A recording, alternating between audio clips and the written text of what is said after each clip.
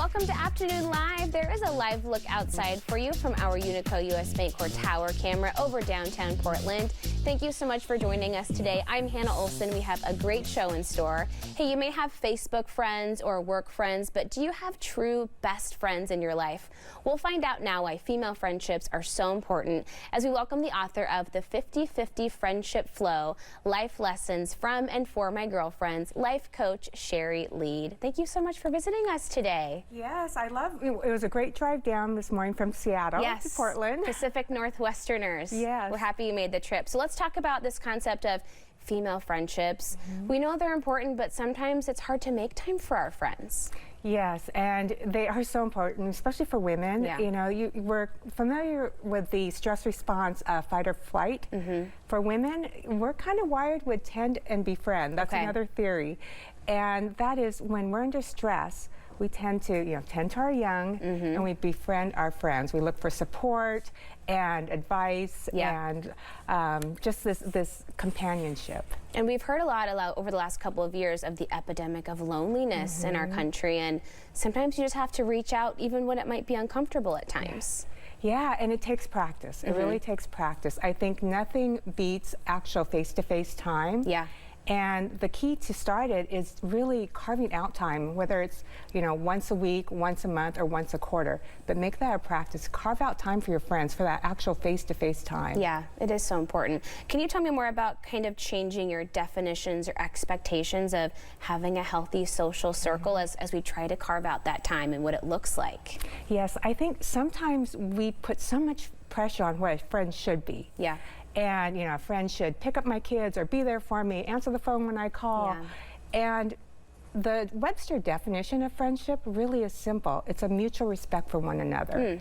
And when we think of that, definition, we let go of the demands on ourselves and others to be friends. We let go of those checklists. It really opens us up for even more friendships. Oh yeah, and you can have friends under different circumstances that sort of serve you in different ways. Like a work friend, I think I get so much benefit out of my friends that I only see when I'm here. But I think that those relationships help me thrive as well. Yes, and friendships of different ages too. And there was a woman I had met last year in Arizona, 93 years old. Smart, steady on her feet. Yeah. And of course, most of her friends were younger than her. And she constantly, though, makes friends. And it made me think. That's amazing. Yes, and even, she lives, I guess, on top of a hill, and there are these young men, 40-something-year-old men that would hike up, and she started inviting them in for coffee every week. Oh, that's so sweet. And it made me think that's the secret to staying young, is continue to make friends. Yeah.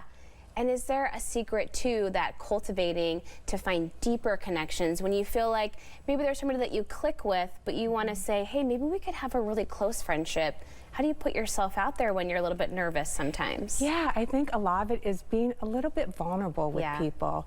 And when I say vulnerable, I don't mean, throw your drama at them, but share something of yourself a little bit, and you let it naturally happen. For instance, I saw somebody with a OSU Beaver sweatshirt on, and I actually am a Husky UW Husky fan. Yeah. And I said, well, thank goodness you're not a duck. Sorry, duck. but that shared what school I went to, and it just opened up conversation. And so it's that idea of not having a definition of friendship with everything they have to do, but also sharing a little piece of yourself. That's all it takes. One quick moment can really spark something. And what about at different times when maybe your friend is needing more from you in a certain season, but then later on you might be the friend in need too, and just kind of be open to that give and take? Yeah, and that's true. That goes back to taking away those definitions of what you should do and the pressures on yourself, and just know that when you're open like that, you can also learn so much from your friends when they're in times of need. And that's the difference too with the different ages of friends. For sure. That might be your journey, the next month or the next year. Yeah, I think about that too, having friends who are older and can kind of coach you through certain experiences that they've seen before in a different form, but also younger friends, and when you have people look to you and you go, oh my gosh, wait a minute, I have something helpful I can share, that kind of makes you feel good inside as well. Yeah, and even I've learned that with the younger generation as well, don't write them off, because there's so much actually we can learn. I say we because I'm in my mid-50s, but that I can learn from somebody, let's say in their late 20s, early 30s,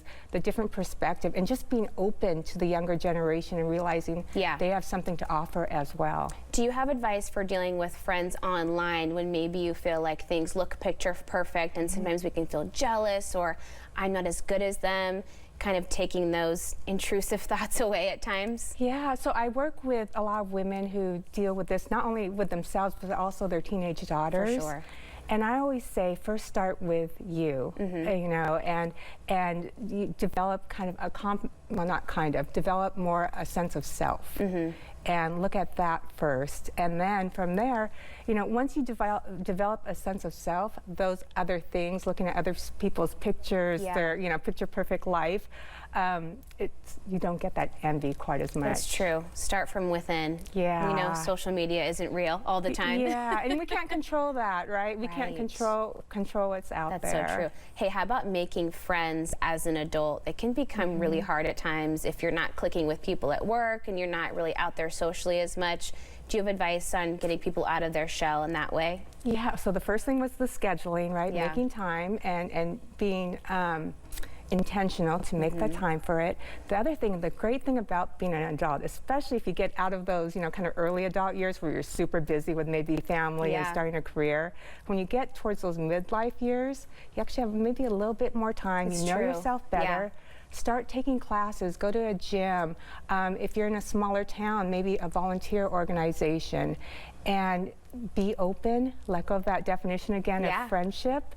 And chances are, if you're going there, you know, several times, it'll naturally happen. You already share an interest with the people who are there in the first place. You've got something to talk about right away. You do, and that vulnerable thing, you know, and vulnerable, it doesn't have to be throwing your drama out there. It could be something else. Oh, glad you're not duck. You know? Creak the door open a little bit. You don't have to share everything right away. Have you had anyone have success stories on things like internet, like Bumble BFF and things like that? I've heard of some women saying, oh my gosh, I moved to a new city and I found my new bestie online. I never would have known that she was even there. Yes, and I personally have had success that way as well. That's awesome. And so that's a great way. I think of online as sort of the nice padding around, like if you have a, let's say, an expensive vase and you pad it around with all the stuffing, that keeps, you know, the vase is the in-person. Yes. That's the special, but the stuffing also is important. Yeah. So I think of the online as kind of the stuffing, and then it keeps the vase intact. And you start to unpack that, and, you know, you meet in person. But yeah, a lot of people, including me, have started online friendships. That's great. Great advice. Thank you so much for chatting with us today. Yeah, it's been great to be here. Thank you. Thanks for coming down to Portland. Yeah, and I don't mind the ducks as much as I'm saying I do.